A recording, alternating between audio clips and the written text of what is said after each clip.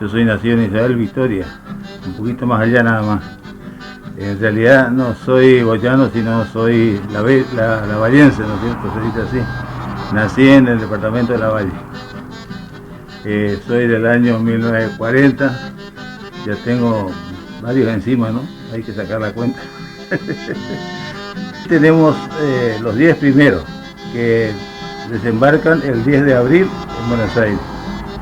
Y por esas casualidades, Jacinto Rolón, que andaba por Buenos Aires, los encuentra en el viaje que hacían de vuelta en un barco o vapor, se llamaba barco o vapor, que hacía la carrera del Paraguay hasta Buenos Aires y Buenos Aires, Paraguay. Vinieron conversando por el camino y le ofreció formar una colonia en Colonia Carolina, porque no tenía gente. Quería gente que sean de trabajo, gente con agricultora. Y bueno, aceptaron ellos. Y vinieron los 10, vinieron con él para acá. Rolón tenía una extensa lonja de suelo, de tierra, y había agregado unas parcelas más que le compró a unos que vivían en la zona. En la ladera de la colonia, yendo a Carolina, en la ladera había algunos colonos que estaban ahí, no colonos, sino que le llaman estos que andan peones del campo, o de gente andando los animales, cuidando de la hacienda, o sea, son los empleados de los estancieros. Y eso se lo había adquirido a la hermana Sinforosa. Esas tierras eran muy grandes, venían de la costa del río Goya, desde la desembocadura de Santa Lucía hasta prácticamente el puerto Goya.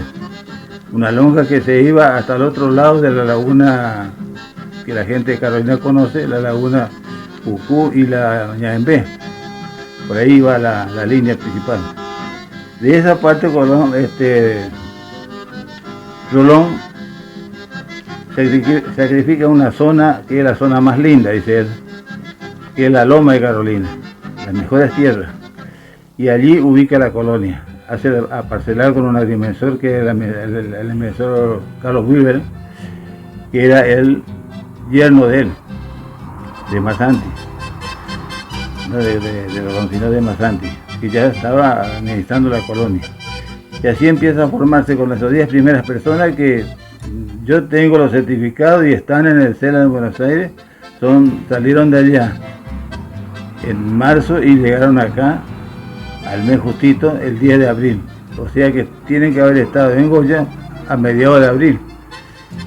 En algunos libros está escrito que fueron el 15 de julio o 10 de julio. Creo que es inexacto, habría que ver bien. Hay una documentación allí que no está, porque también se habla de documentos, muestran inclusive de esas personas que vinieron el 10, el desembarco. Están los testimonios de desembarco, pero debe ser otro grupo, o no entiendo cómo puede haber una superposición. Y la familia era, la principal de todo era la Fiori Cini, Fiori Benetti de Cini. Esa vino viuda, y esta mujer vino con sus hijos, sus yernos, que eran las 10 personas, Cini, Angelo, Cini Domenico, Benetti Fiore, que era la madre de todo, viuda de Antonio Cini, que quedó en Italia porque murió allá. Después estaba Pache, María, estaba otro Cini, había otra María Cini, pero eran 10 personas, y está una árnica también, y esas 10 personas empiezan a vivir en la ladera de la colonia, donde hoy está la casa vieja de los Paches, a la derecha, yendo hacia Carolina, la primera casa hermosa que hay llegando a la loma antes de la antena. Hay una casa que tiene como un barril dibujado arriba, que era un tonel. Esa es la casa de donde empezaron los Paches, y más adelante, más hacia el norte, estaban las otras familias, y ahí se establecieron. De ahí empieza la colonia de Carolina. En la provincia se querían colonizar tierra, el gobierno quería colonizadores, agricultores, porque todos eran hacendados y no había materia para alimentar los pueblos, que empezaban a crecer y no tenían donde cultivar. Entonces necesitaban gente de trabajo, gente que cultivara la tierra para poder mantener también las ciudades, que ese fue el significado que tuvieron la colonia Carolina. Se establecieron allí y plantaban todo lo que era mantención y venían y vendían en Goya. Después ya de que más o menos estuvieron organizados, empezaron con sobre todo tenían la alfalfa, que traían también a vender, tenían zapallo, batata, todo, sobre todo poroto, todo traían a la ciudad y con eso ellos iban haciendo su dinero y sus casas se iban proviendo de muchas cosas. Y después empieza en el 90, 1890, más o menos entre 90 y 92, el tabaco, que viene a cultivarse en forma muy poca para la parte cigarrera, porque se usaba el cigarro. Y ahí entran las empresas que vienen de Buenos Aires. Había un tal López, había otras empresas más. Y así se formó que en Goya todavía quedan los galpones que eran de Pando, de Mazalín, que son tremendas edificaciones que están quedando en Goya. Quisieron empezar en la zona de Salada, pero no se pudo hacer. Había una comisión sobre eso. La de Salada fracasó, entonces al fracasar la de Salada se armó la de Carolina. Y lo mismo Rolón, como tenía muchas tierras, él trató de darle otro impulso a la ganadería en lugar de ser todo ganadera, que fuera agrícola. Y ahí tenemos ahora una bella colonia Carolina, que ya no es más colonia, sino es ciudad, pueblo, no sé, pero algo pueblo. Que cambiaron el nombre, ahora no es más colonia, sino Carolina nada más. Y a propósito del nombre, según dicen, el nombre es por la mujer de Rolón, Carolina Ocampo. ¿Qué nos puede decir de la figura de esta mujer? Bueno, ella era la esposa nada más de Rolón, era una dama aristocrática, porque era saladeña, inclusive nació en Salada. Allí están los certificados de bautismo, están allí. Pero la dama de Goya era la hermana de Rolón, doña Sinforosa, que esa fue la que ayudó muchísimo en Goya y la que le cedió las tierras a Rolón para que haga su colonia. Y empezó con una de las conexiones principales que tenía, fueron las rutas. Rolón empezó a fabricar él mismo caminos de acceso a la colonia, porque no había camino de acceso. Había unos pantanos inclusive para poder llegar hasta 4 kilómetros de Goya, más o menos ahí empezaba recién el suelo firme. Por eso los primeros colonos se establecen en la ladera, o sea, al borde, de ahí van avanzando hacia adelante. Que todas esas tierras fueron agrimensadas, sí, y se programaron los lotes de 20 hectáreas, que eran dividibles por dos para 10 y 10 hectáreas para adquirirlas ya de inmediato al establecerse, y otras 10 hectáreas con opción a compra. La mayoría compraron las 20, y de esa forma se fueron, que tenían inclusive alambrados y tenían camino de 20 metros de ancho, todo muy bien organizado estaba. Y se dejó el centro, donde enfrente de la capilla, o sea, la parroquia de San Antonio, para formar como una población más densa, que se llamó Villa Rolón, exactamente, así se llamaba, que son varias manzanas, que esa al final no se llegó a poblar como se quería. Ya en el 1884 se forma la colonia con 40 familias, dice Rolón, que con esas 40 familias ya dejaban formada la colonia, pero no hay una fecha, no hay nada que realmente certifique cuándo realmente, o algún mojón o algo que diga, bueno, de hoy, esta fecha es la fundación de Carolina. No hay. Bueno, ya había varias barracas, había en Paranacito, había en Marucha, sí que eran compradores, y Paranacito tenía justamente una de las barracas principales donde elaboraban parte del tabaco, lo preparaban todo para mandar a Buenos Aires, a la fábrica. Y ese fue el impulso más grande que tuvieron. De ahí creció. Después surge la parte de la tomatera y todas esas cosas. Ahí empezaron con otras especialidades. pero la mayor parte pues de arrocera también, pero no tanto, Carolina no tuvo mucha arrocera. La mayoría de la gente que emigró otra vez de la colonia, salió de la colonia hacia otro lado, fueron buscando mejoría. O sea que el tabaco era una cosa muy, muy cansadora, era muy explotado, la gente era muy explotada, no había una recompensa realmente por esas cosas. La gente que se enriquecía era la que practicaba, tenía muchos colonos, era la gente, ponían trabajadores por porcentaje, exactamente. Y así se fue haciendo, pero la colonia yo tengo calculado, así en mi libro lo escribo, un 75% de disminución hubo en todos estos años. Había diferencia racial en la palabra y también cultural, porque el criollo era una distinta cultura y hablaba mucho el guaraní. En esa época se hablaba demasiado guaraní, había gente que no sabía hablar castellano. Y hay muchos gringos que han aprendido el guaraní a la perfección. Hoy se dan clases de guaraní. Ya hay una escuela, pero la diferencia era en esa. En cuanto al trabajo, el criollo era tan trabajador como era el italiano, nada más que era distinto la forma de trabajar del criollo con la forma de trabajar el italiano. El italiano era más prolijo, el criollo era un poco más, así nomás trabajaba, como decíamos nosotros, el chamamé.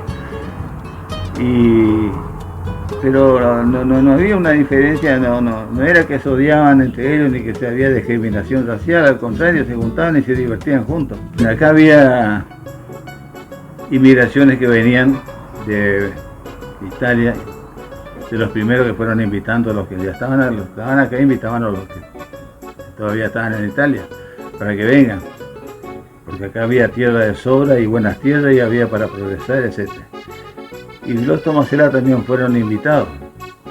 La gente venía hasta Buenos Aires, y de Buenos Aires los enviaban hacia distintos puntos. Había partes que te iban a Córdoba, que eran los viñateros, y había partes que venían a Santa Fe y a Goya. Todavía en esa época no vivían toda Santa Fe, que era Colonia Esperanza. Estaba también Margarita, estaba Malabrigo, cuando en esas colonias se iban.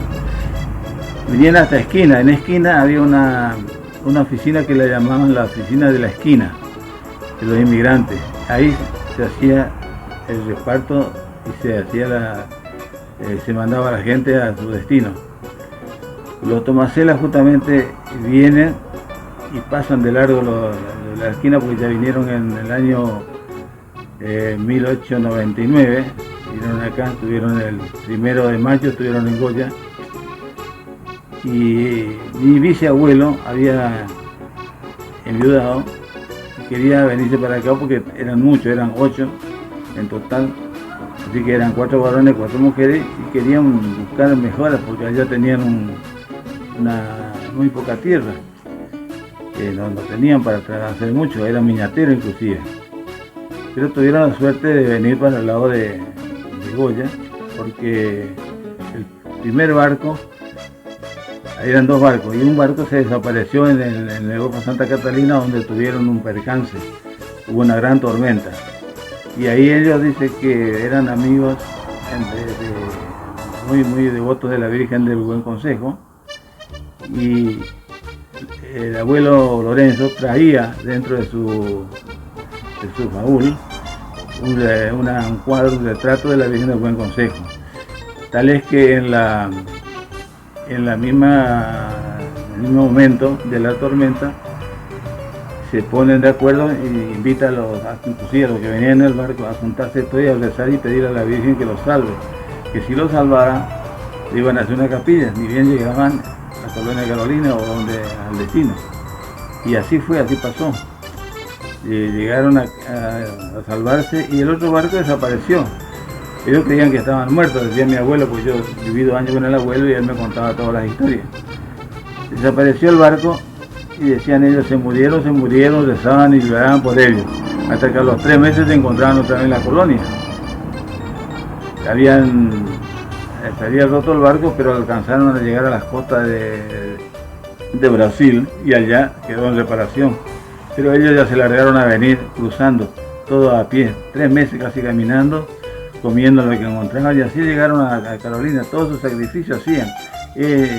Admirable, y uno no puede creer los sacrificios que hacían esta gente para poder venir a buscar algo. Y los Tomaselas llegan acá el 1 de mayo, el 3 de mayo estuvieron en Goya. Así están todos los matasellos de los pasaportes. Y le dan las 2 suertes juntas porque había uno de ellos que era casado, el mayor, el José, que era casado, entonces consiguen 40 hectáreas. León tuvo la gentileza de darle 2 suertes juntas para que pudieran, pues, le llamaban suerte porque era por sorteo la que le tocaba. Ya le tocó ya medio en la punta, pues ya se estaba llenando, Colonia Corralina se llenaba, por eso están casi en la loma, cerca de la laguna, pasando ya casi al Victoria, al límite del Victoria, ahí estuvieron. Y a los 4 años que estuvieron allí, ya estaban en condiciones de comenzar la capilla, y así se empezó a trabajar en la capilla, se levantó la capilla, se empezó el 25 de junio de 1904, y ya para 1909 se había terminado. Hay también documentación de eso, está el título, que hace poco se pudo arreglar porque estaba a nombre del Obispado de Paraná y hoy ya está a nombre del Obispado de Goya. Pero el día que se iba a inaugurar la capilla, no apareció el cura, que estaba todo arreglado, que tenía que venir a bendecir la capilla, estaba delegado él, el padre que estaba en la parroquia de Virgen del Rosario. Y ahí fue el gran disgusto de don Lorenzo Tomasela. Se disgustó tanto que vino a la madrugada a querer a pelear con el cura, a querer castigarlo. Y no quiso arreglar más nada, entonces se fue de vuelta a la casa, porque ya habían preparado todo, una gran comilón, había una gran fiesta, se fueron de vuelta a la casa y cerró la capilla, y él se encerró también adentro un tiempito hasta que después empezó a carrear madera, a llevar cosas adentro y a trabajar en la sacristía. Pero a nadie le decía nada que estaba haciendo, se sentían los golpes, se sentía todo eso. Y así fue durante 3 años que estuvo laborando hasta 1912. En 1912 un día abrió la capilla, lo llamó a los hijos, le contaba al abuelo que se fueron todos, porque vivían en la casa porque vivían todos juntos. Y le dijo, bueno, ahora quiero que vean el bien y el mal. Eso es lo único, porque nunca se supo por qué hizo esa representación del infierno. Y ahí sí se abrió la capilla, pero la gente no quería ir, porque decía que era la capilla del diablo. No entendemos si era del diablo o de los diablos. Si era del diablo, era de don Lorenzo, porque decía que Lorenzo se había vuelto ateo. Pero quedó muy feo eso de la capilla del diablo, porque salimos por internet, por todos lados, a mí me han comentado muchas cosas, que éramos diabólicos, que cómo se podía tener una capilla del diablo, que no se podía hacer una cosa así. Y bueno, a veces uno no entiende cómo puede ocurrir estas cosas.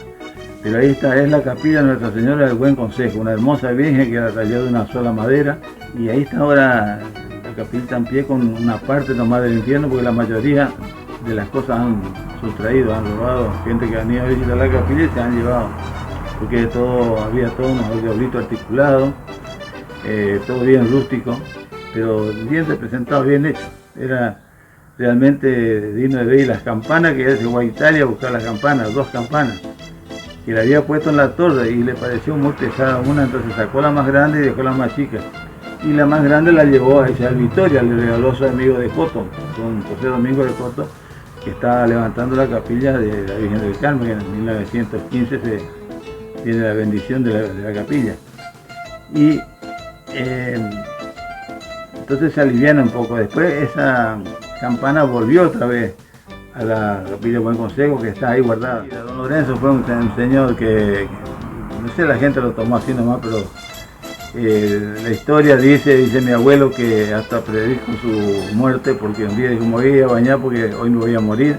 Se reían todos los días rezaban con ella, con toda la familia. Él era padre y madre, como dice el chamamé de Julián Cini. Él servía la mesa, nadie se empezaba a comer hasta que él no lo servía todo, bendecía la mesa, y el día que muere pidió la Biblia, que leía siempre, puso la Biblia sobre el pecho, se acostó bañadito, todo limpito, y ahí murió. Entonces no podemos decir que era un ateo nunca, además era conversar, se iba y se sentaba en la capilla cuando dice la Virgen, se sentaba y conversaba con ella como si la Virgen estuviera viva, que la estaba mirando. Era extraordinario la persona, como persona, quien lo conoció. Mi suegro fue uno que lo conoció y me decía, era una bellísima persona, andaba a caballo por acá, por toda la zona, porque andaba visitando a los hijos, que eran 8 hijos, y después los hijos se ramificaron un montón. De parte del papá nomás son 13, que eran los hijos de Juan Tomasela. Por ahí tengo algunos cuadros. Empecé por el tema de la capilla, eso es lo que yo más quería escribir, pero no me daba tiempo, como trabajaba en Vialidad no tenía tiempo. Entonces en Vialidad empecé otro libro que se llama Prudencio Franco el Guacho, que es un libro sobre los criollos, y que ahí encontré mucha gente en 40 años por las estancias, gente que no sabía quién era el padre ni la madre, porque algunos de las estancias se aprovechaban a veces de las chicas y le entregaban para evitar problemas a otra persona que le críe o que le cuide la criatura.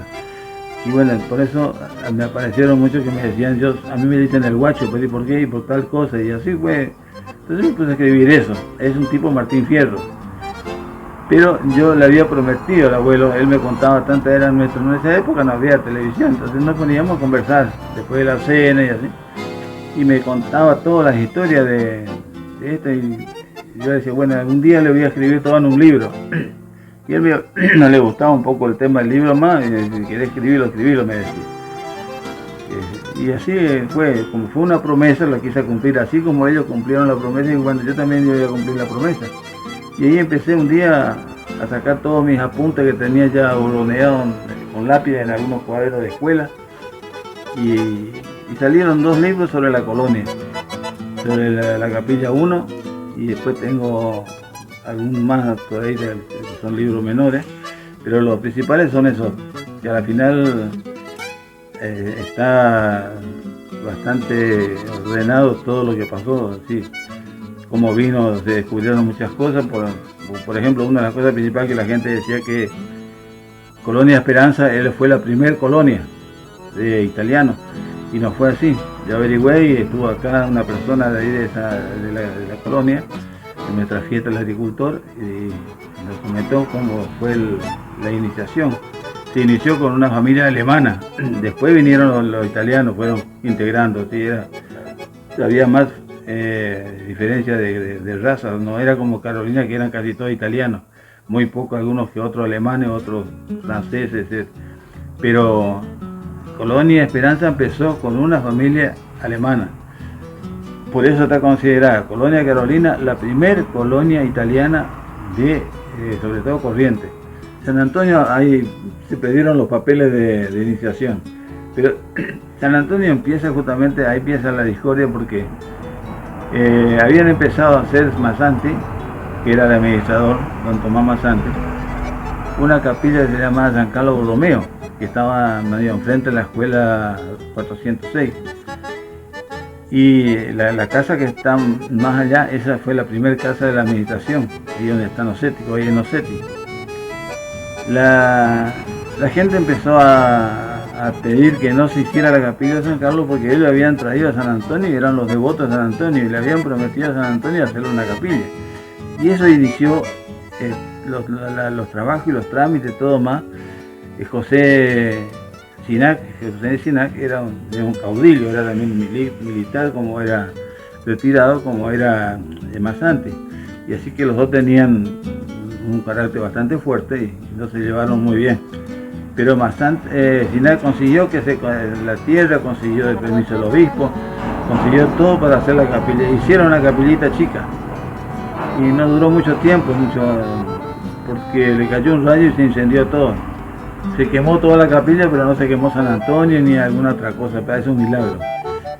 De ahí se vuelve a hacer la capilla realmente la grande, que empieza allá por el año 1912, ahí más o menos es lo que empezó. Si Goya no hubiera sido, si no era por Carolina o por las otras colonias como Porvenir, Isla Victoria, Progreso, Paranacito, etc., que fueron las primeras colonias que se formaron alrededor de Carolina, como hijas de Carolina, no hubiera tenido Goya el adelantamiento, el progreso que tuvo, porque sobre todo la parte tabacalera influyó muchísimo, porque ellos necesitaban mano de obra. Entonces, al necesitar mano de obra, había que engendrar hijos, y así se multiplicó tan rápido la colonia que se tuvieron que esparcir por otros lados, ir hacia los costados, agrandándose, y hacia las provincias vecinas sobre todo.